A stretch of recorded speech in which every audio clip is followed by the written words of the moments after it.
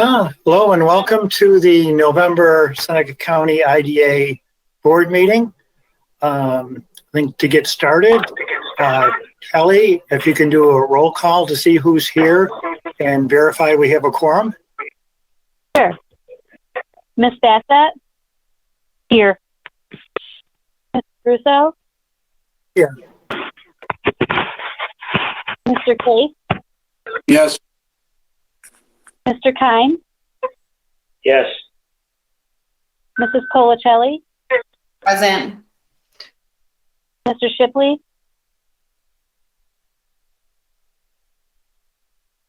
Mr. Trout?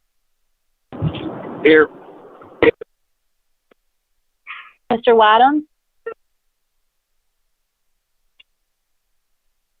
So I have Mr. Shipley and Mr. Wadham absent. Okay, thanks, Kelly. So we do have our quorum, so we can start. I guess just a reminder, we've been on this for a number of months. To keep the background noise down, if everyone can remember to try to mute your microphone so we don't get that feedback. And when people are talking, if they can remember to try to say who they are just to make sure everyone really knows. So first order of business is approval of the October board minutes. Any questions or comments? Jeff Shipley, I just joined. Oh, hi, Jeff. So yeah, just on the first item, approval of the minutes. Can I have a motion to approve October's minutes? Valerie moves it. Motion second. Menzo. Okay. So Kelly?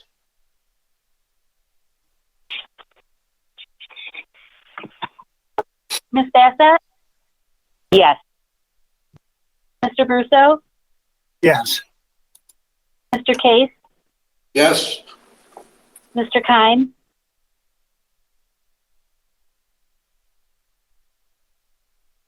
Mr. Kine? Sorry, I had it on mute. Yes. Mrs. Colacelli? Yes. Mr. Shipley? Yes. Mr. Trout? Yes. Mr. Wadham? Mr. Wadham's absent, motion carried. Okay, next item is the financial statements for the month. So Erica, if you could review those. Sure. So if you take a look at the balance sheet, the total checkings and savings is up $34,662. This is due to the collection on the notes and the sale of Hillside, which is offset by the net loss. The total long-term receivable has a decrease of $15,797 due to the collection on notes. Total fixed assets decreased $4,492, and that's due to depreciation.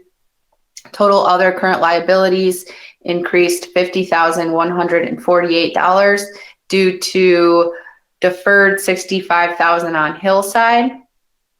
And the net income, we have a net loss of $35,776 for the month and a deficit of $38,000 year to date. If you look at the income statement, there's $350 of income for the month of September. Expenses through September is down $27,000 from the prior year.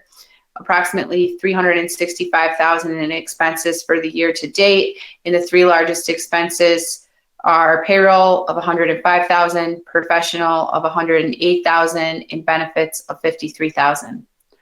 Other income, there is $160,000. Seneca County is $54,000. The property sale is $85,000. Other expenses, there is $39,000 of site development costs.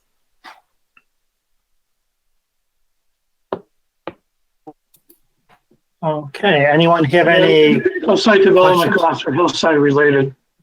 Mhm.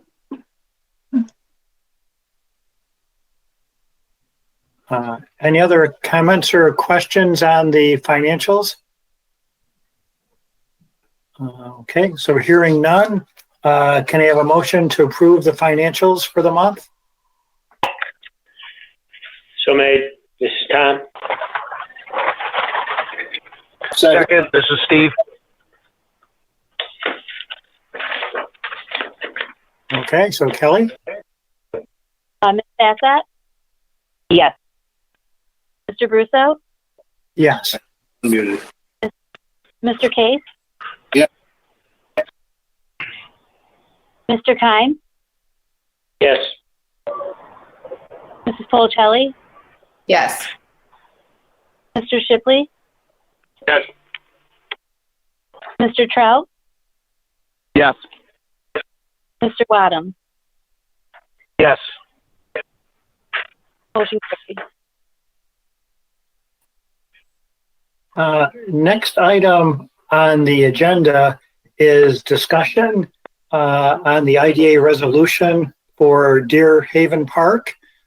So Sarah, if you could take the lead on this. Sure. So I'm actually going to turn it over to Earl Martin to let him talk a little bit more about the project and about the pilot request that he has submitted to us. And then I'm happy to fill in additional information after that point. So Earl, take it away. Okay, thank you, Sarah. Can you hear me okay? Hello? Yes. Okay. So, as outlined in our bid document, there's several things that we're looking at with the property. One of the highlights, I'm not sure who's on the phone here, but one of the highlights of our plan, probably the main driving reason that we're mainly even interested in Hillside is, as some or many of you may know, the white deer tours by themselves are struggling with significantly. The pandemic, the COVID issues are sort of in a world of their own. They've, I think, had a pretty big impact on tourism this season. However, in addition to sort of the current season success is something that's deeper, and that is the deer tours we're discovering, as Mr. Dennis Money has discovered also about a year ago. They do not seem to be sustainable as a standalone enterprise. And we sat down at this end and said, we have to add something to it, or we have to do a dynamic change to the future of the white deer system. And so when Hillside came available, it came to our attention that it's being sold. We, in fact, put a bid on there. And while, the bid may or may not have been as high as some people would have liked, we're also looking at, sure, there's a value there, but the real value is, at least from a development perspective, is what is the income stream and how is it going to complement, how is it going to, create income, because otherwise it's just a liability.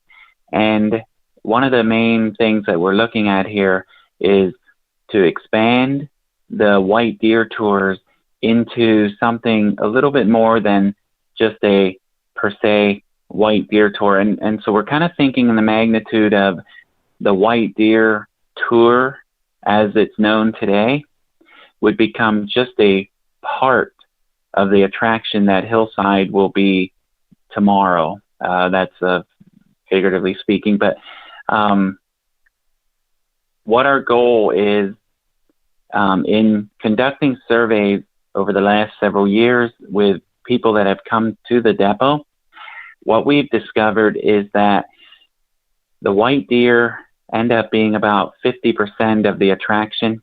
The historic component ends up being the other 50% of the attraction of what was bringing people to Deer Haven Park.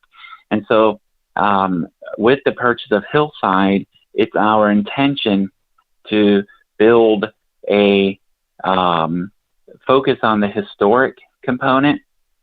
One of the things that is quite disappointing for a lot of the people that come to see the deer is they come at 3 o'clock, Saturday afternoon, and it's 95 degrees, and the deer are all laying in the woods trying to keep cool. So you go through the whole tour and you don't see any deer. And this is at the same time where the deer populations are quite high. So we get a lot of people that are somewhat disappointed because they didn't see all kinds of white deer. And one of the advantages from a historical component is it's very predictable. Something that's here today at 3 o'clock will be here tomorrow at 3 o'clock because it's more predictable, because it doesn't run around and hide when it gets hot. And so one of the main goals for Hillside is to expand the deer tours to include additional things. And one of the highlights of those things, I'll jump ahead here, is sort of think along the lines of a walk-through timeline museum. And we're in discussions at this time on how far back and how far forward it should go, and whether there should be one exhibit per year, or some years should have up to 10 exhibits. But that's one of the key things that we are moving forward on.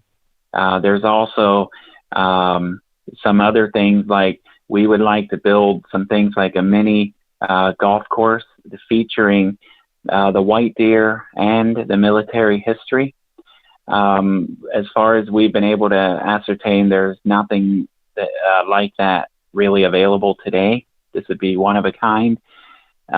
There's other things that we want to incorporate, more like a themed based thing, which is not like a theme park, but more like there might be a gondola course where it's part of one or more of the timelines, the historic timeline.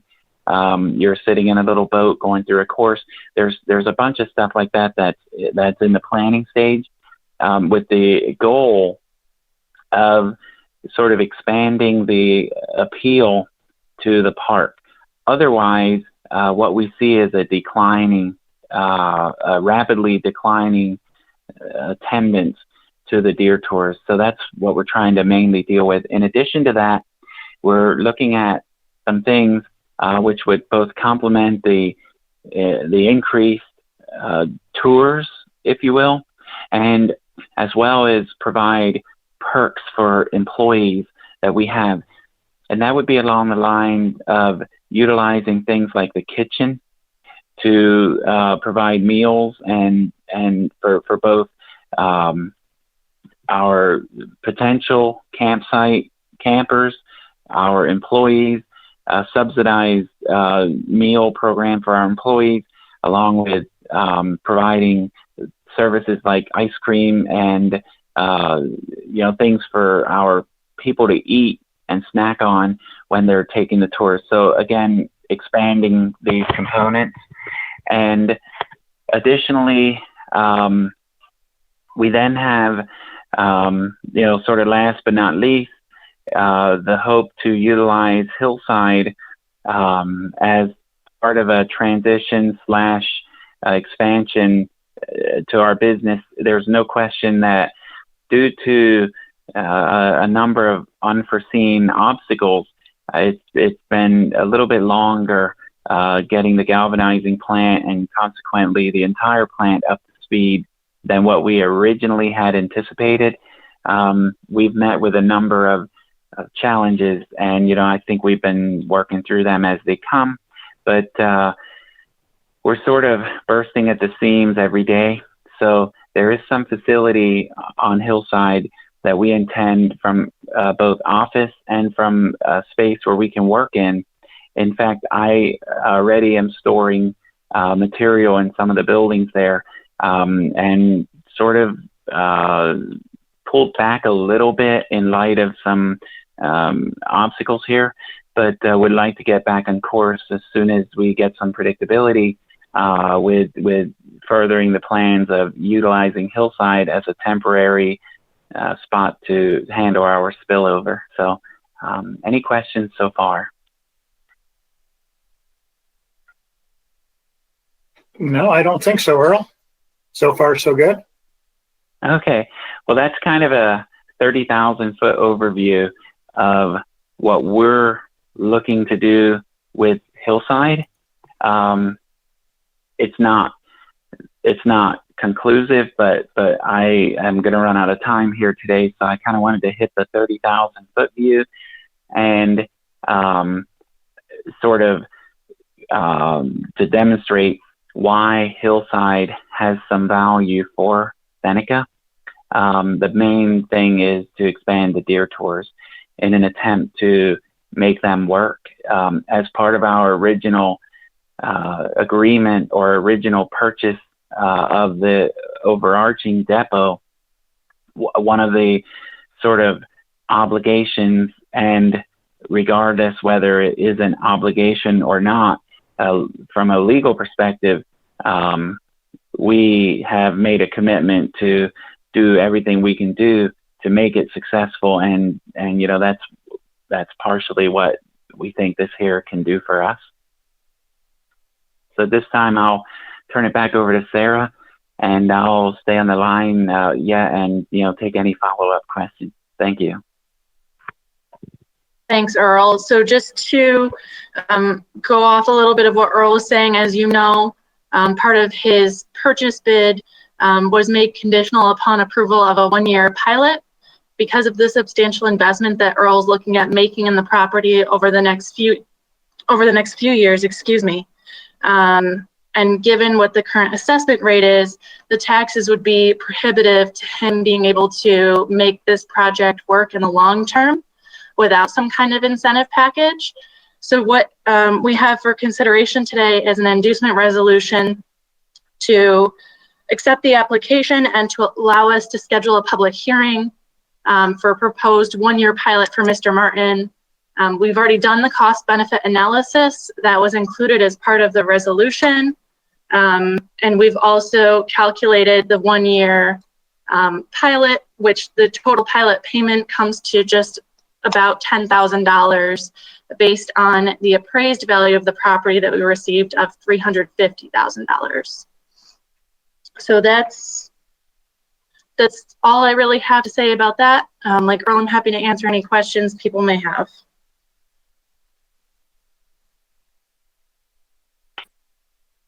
Hey, Earl. This is Jeff Shipley talking. I read your letter and all of the corresponding material, but I guess can you kind of synthesize in your words why the pilot, why a pilot incentive package would be so important to you at this time?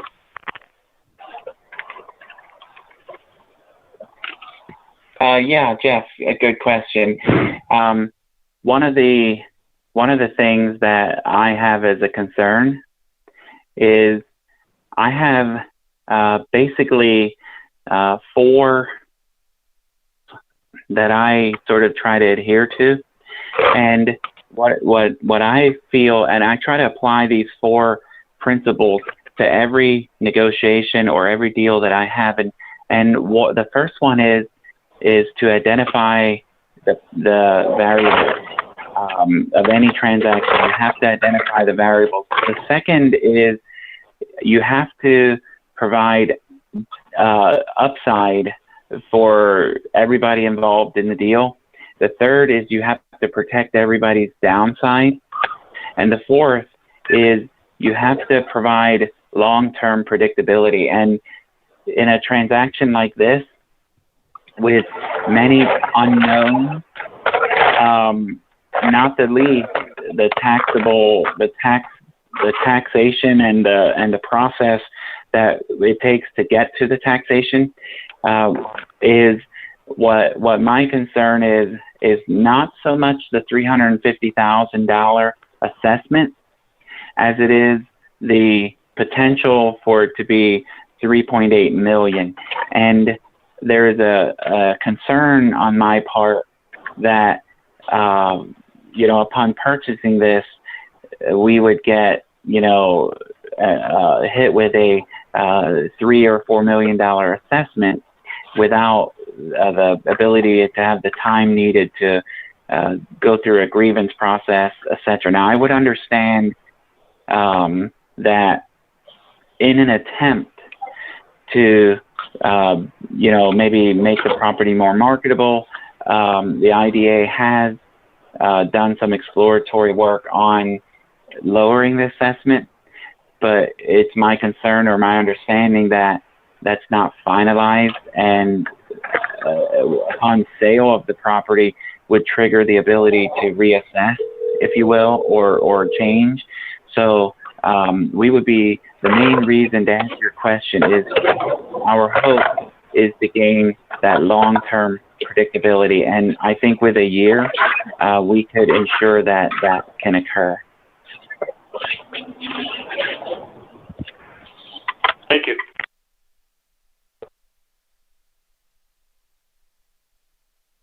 Yes, and that's why, this is Steve, and that's why looking for a 1-year pilot.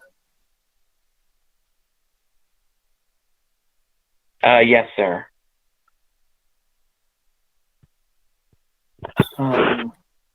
Any other questions for Earl or any other lines of discussion here? This is Steve Wadhams. You sure 1 year is enough?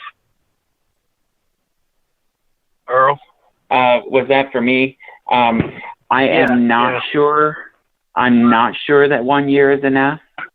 But what I am sure of is that if we get a 1 year pilot, if you see your way to approving that, it's my belief that A, a lot can get done in 1 year, and B, if the taxing jurisdiction sees that there is support for what we're talking about here, they may not push an agenda as hard. And 3, if I did need more time, it's my thought to potentially come back and speak to you, and I would have a very good case that why I would need more time than 1 year should that be necessary. And I would ask for your consideration to extend that pilot if that became the case. So I'm very hopeful that we can achieve our goal in 1 year. If not, I would be coming back to you to see if you can work with me for an additional year. But we're hoping 1 year would be sufficient. I don't think our board would have any problem with that, but I don't know if the climate in the county that you've been dealing with will change that quickly. So I'm not sure that it wouldn't be smart for you to ask for a longer pilot to start with, I guess what I'm saying. I don't know. Anybody else have any other comments on that or thoughts on that?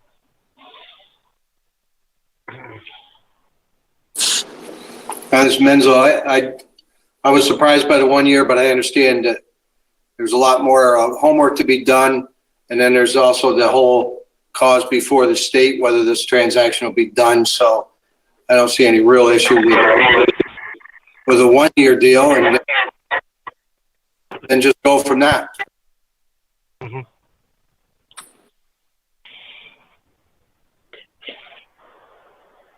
Yeah, Steve, this is Tom. I'd say the same thing. If Earl was in and basically was putting forth a case here today that he needed 2 years and had a 2 year plan laid out and needed it, I'll be truthful with you. I'd be in favor of it. of approving that.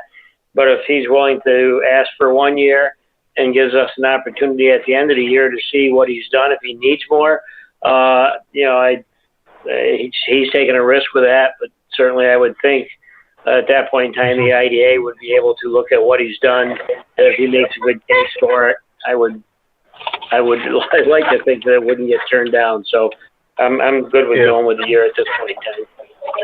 Yeah. Okay, everybody.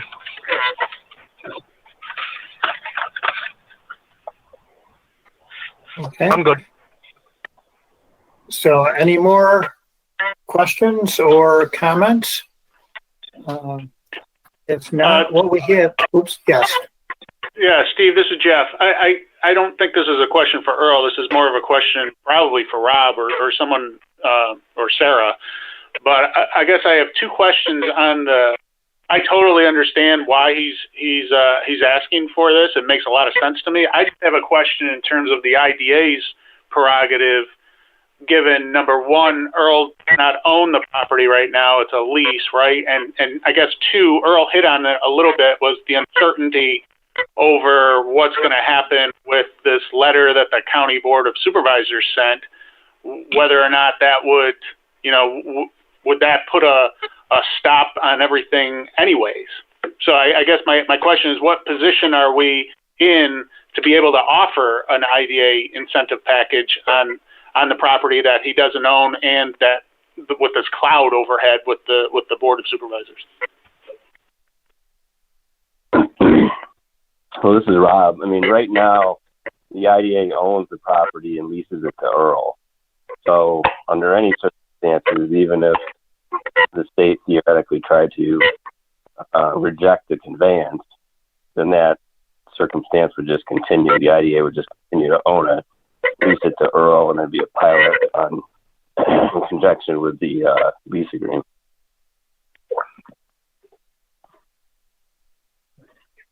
So in effect, if it can't go through and the sale doesn't happen, there's no detriment to this being put out there as an incentive to proceed. But if it doesn't happen, he's still going to have a lease with us of the same arrangement. So I don't necessarily see the downfall. I don't, not looking to take a contrary position relative to the county on it. But I don't see where it's to the county or anyone's detriment. There's a property here that really needs to have somebody do something with. It's a liability to us. So to me, I see it as somewhat as a facilitating and an inducement to get somebody to try to do something. It doesn't put a different position on it with the county. If the state, and if for some reason this gets turned down, it becomes irrelevant in some ways. We continue to own it. At this point in time, I would like to do something to encourage somebody to do something with it. So I would be in favor of moving ahead with it, more from the standpoint as an inducement than it's any kind of a thing trying to cut a different deal than we would have anyhow today. That's right. I mean, there's really no downside for anyone other than potentially Earl. I mean, right now, you have the property, Earl's leasing it. If you continue forward, like I say, even if the state does theoretically attempt to disapprove the sale, at least you'd have pilot payments coming in on top of what you have now. So, and truthfully, with the fall weather coming here, and although it's going to be a nice weekend, but with the fall weather coming and getting cold, I'd just soon do what I could to encourage somebody to be involved there and taking care of it. So I guess those are my thoughts. I've said enough. Agree, Tom. This is Steve.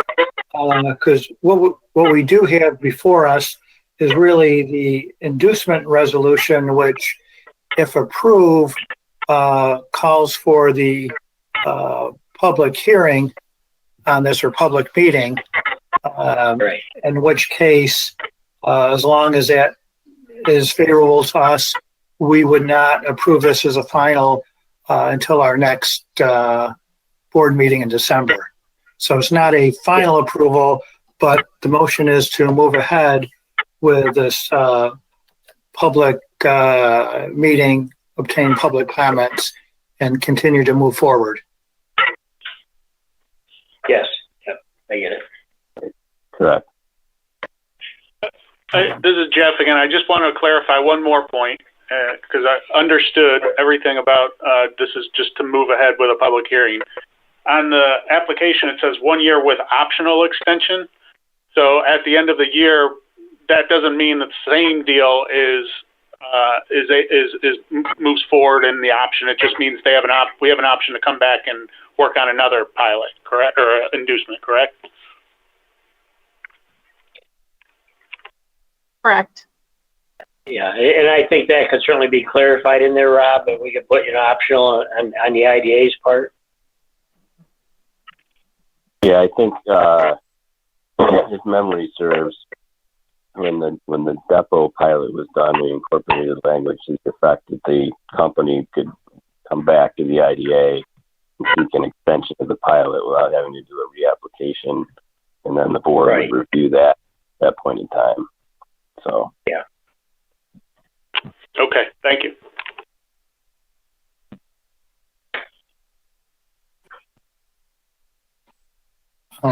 So anything else from the board on this? If not, next up, if I could have a motion to improve the inducement resolution. This is Valerie. I'll move it. This is Don. I'll second. So Kelly? Bassett? Yes. Mr. Russo? Yes. Mr. Case? Yes. Mr. Kine? Yes. Mrs. Policelli? Yes. Mr. Shipley? Yes. Mr. Trout? Yes. Mr. Wadham? Yes. Motion carried.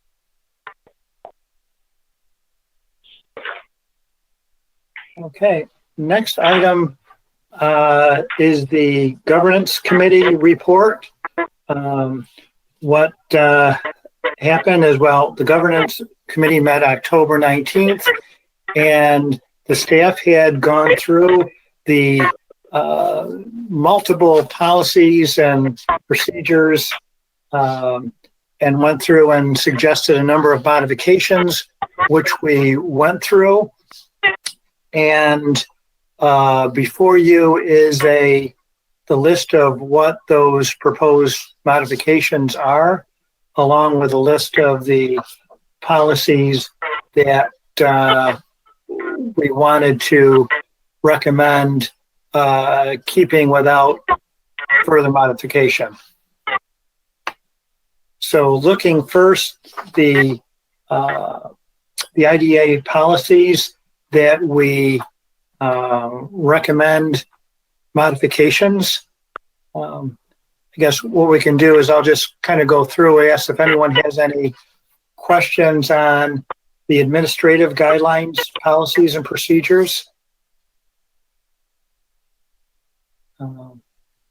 If not, the bylaws, code of ethics, the FOIL policy, the sexual harassment policy,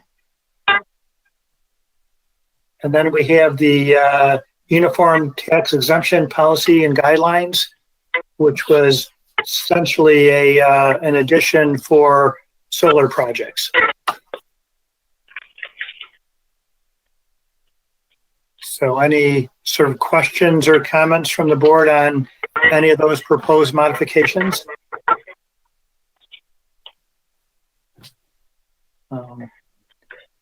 If not, then if I can have a motion to approve the policies with the modifications. I'll make a motion. Steve. Second. This is Don. Okay, so Kelly? Bassett? Yes. Mr. Brusso? Yes. Mr. Case? Yes. Mr. Kine? Yes. Mrs. Policelli? Yes. Mr. Shipley, Yes. Mr. Trout, Yes. Mr. Yes. Motion carried. Okay, then we have a list of established policies with no modifications. I won't read those off, but does anyone have any comments or would like to suggest any modifications to those? If not, I'd like to have a motion to approve or to sort of reapprove the established policies with no modifications. I'll make a motion. This is Steve. Second, Tom Kine. So Kelly? Ms. Bassett, Yes. Mr. Russo, Yes. Mr. Case, Yes.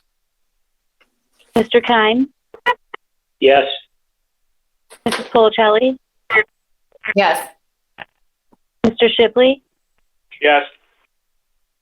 Mr. Trout, Yes. and Mr. Wadham. Yes. Motion carried.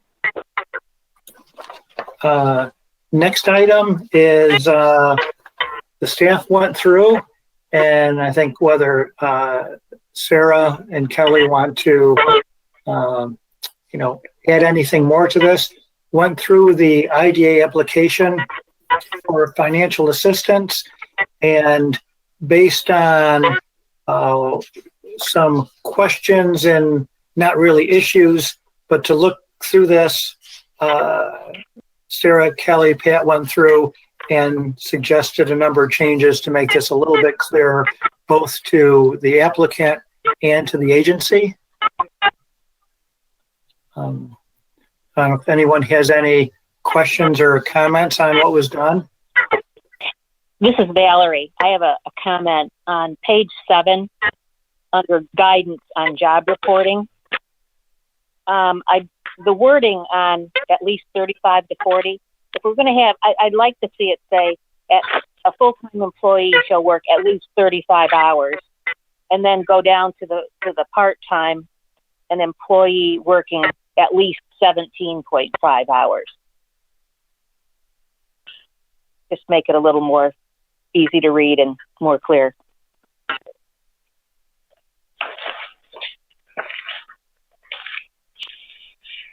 Now that does seem a little clearer to me too, Valerie.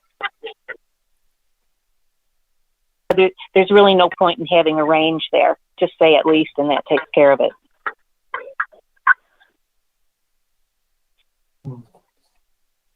Anything else from the board? Any other questions or comments? If not, then can have a motion to approve the updated IDA application for financial assistance. This is Valerie. I'll move it. Steve, I'll second. So Kelly? Ms. Bassett, Yes.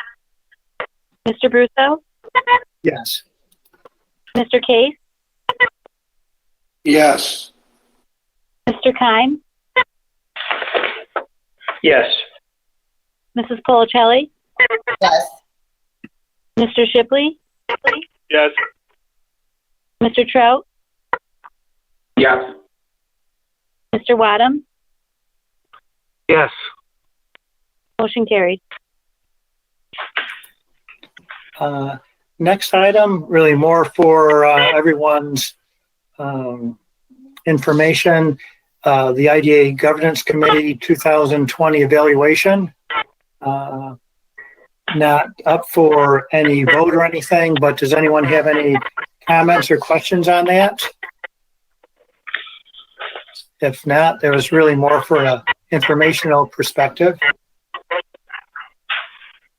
The next item is the contract renewals for professional services. in your packet, you did get some information on what those renewals were, the difference in the contracts, any increases. Does anyone have any question on those lists that we have?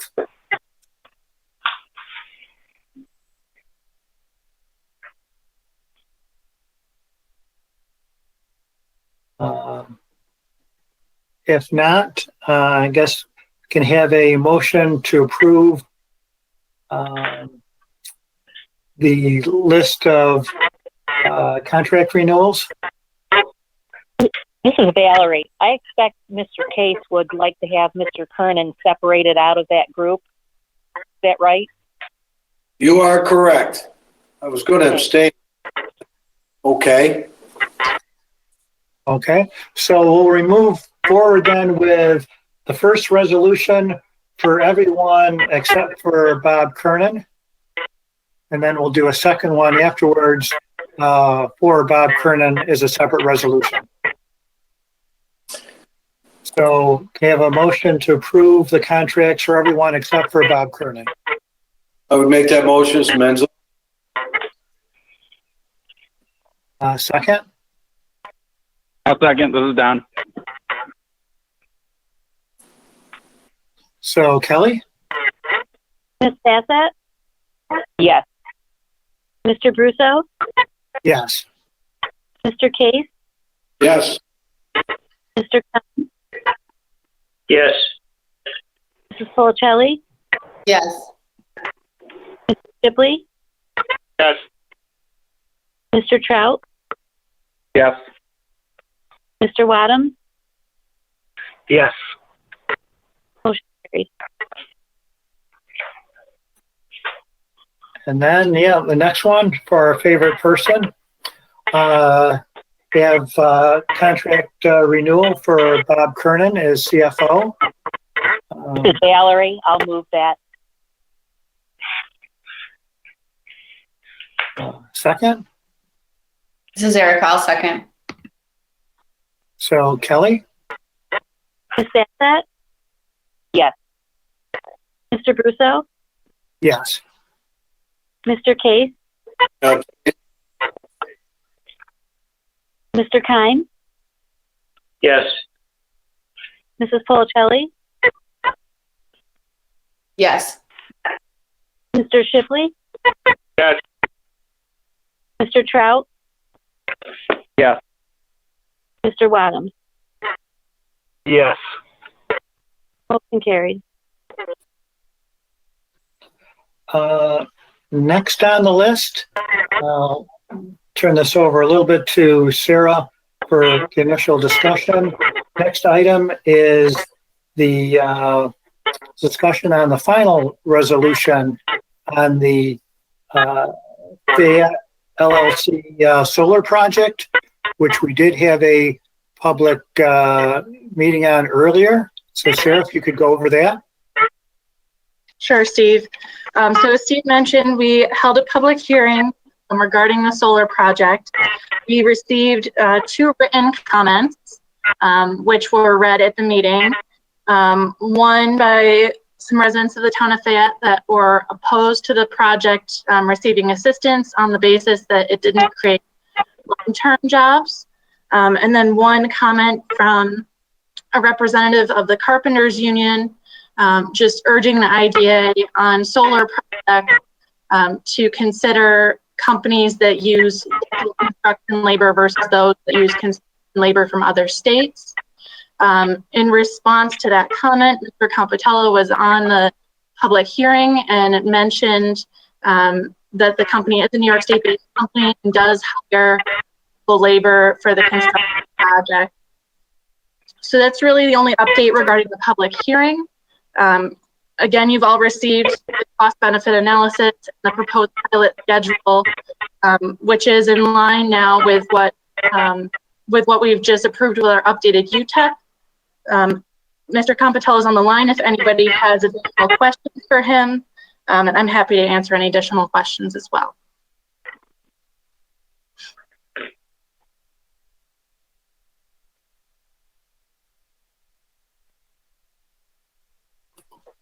I guess, yeah, this is Steve. Yes, my only question I have is just if there's an update on the project schedule on this.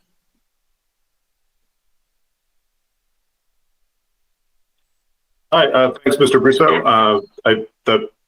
In terms of the project schedule, we expect to have the project interconnected and at commercial operation between the first and second quarter of 2021.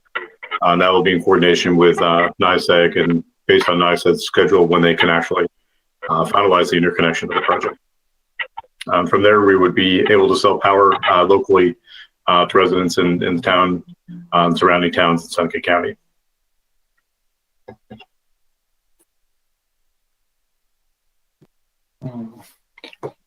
Any other questions or comments from the board?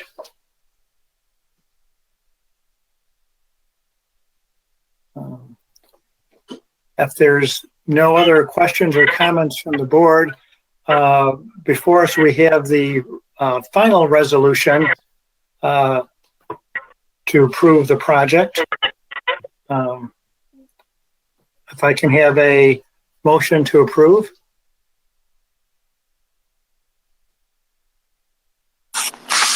Mr. Menzo, motion to approve.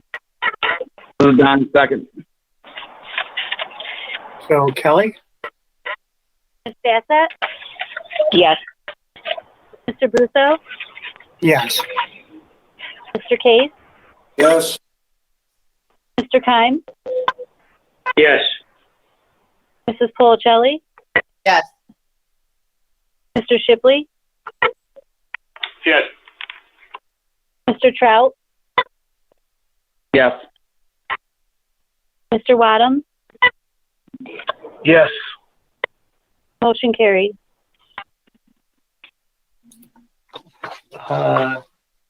Next item, next two items, fairly simple items.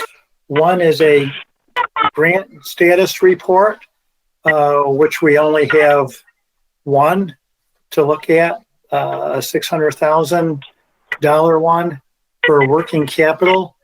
Any questions for staff on that?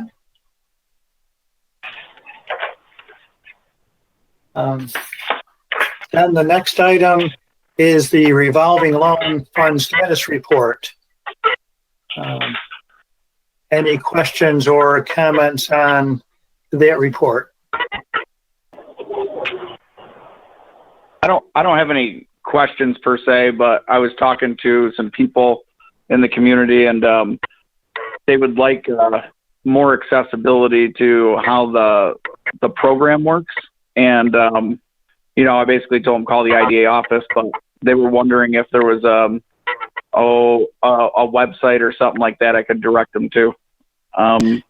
Or if they had a Facebook page, the IDA had a Facebook page that they could go to and easily find information about it and see if they could qualify. Yeah, so Don, we, on our website, which is senecacountyida.org, we do have further information about our revolving loan fund program. So when people get to our website, they should click Seneca County Advantage link and then incentives. And about quarter to halfway down that page, they'll find information on our revolving loan fund program with links for applications and also a link to frequently asked questions with additional information. Okay, I'll direct them there.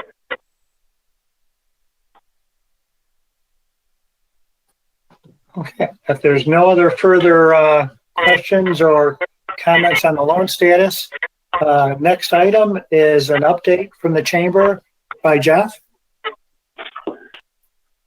Sure, Steve. So there's a couple things that the chamber has been up to. Most recently, we have just launched this week a community-wide program campaign, rather known as Seneca Safe. And it entails posters that we're hoping will be put up at various businesses throughout the community, as well as a website. It's discoverseneca.com/Seneca Safe. And basically, the gist of the website is a place for visitors, customers to go. They can put in their comment on what they observed, if there was a particularly good experience with business following the safety protocols, how it made the consumer feel. There's also a place for businesses to be promoted, the ones that we're asking everybody in the community to sign up and take the pledge. Just basically that says you're going to follow all of the safety protocols and be diligent in your efforts to keep our community safe, a safe place to visit, to do business. And we're looking to promote our businesses that sign up to take that pledge. That campaign just was finalized over the past week or so. Posters are being distributed in the community. We'll have some press geared for our local media outlets in the coming days, as well as more of a general communication about it from our Chamber of Commerce. We continue to lead the One Seneca effort in terms of a COVID task force, and we have just finished our 27th meeting this morning regarding the state of our county when it comes to its COVID response, things that we're looking at as we move into the coming days and months. Today, we talked an awful lot about the new, protocol being dictated down by the state regarding visitors from out of New York must come with a negative test that was taken 3 days prior to their visit, and then after the third day here, on their fourth day, they must take another test, and if that comes back negative, then they can remove themselves from a quarantine. Clearly, there has been an uptick in our community and across the region in terms of COVID, across the state in terms of COVID cases, so it is something that we are monitoring very closely. The last thing any of us want to see is another shutdown for the business community and the residents at large, quite honestly. So we are taking an active role on that front. And finally, ever since the middle of July, we have been actively working, implementing a campaign geared towards visitors. As you know, as everyone knows, our community is a very tourism-centric community, dependent on tourism for the economy, and COVID certainly has not been kind from the standpoint of shutting businesses down and limiting tourism. So ever since the summer, we have been promoting this community with a more aggressive campaign. We have seen tremendous results from that.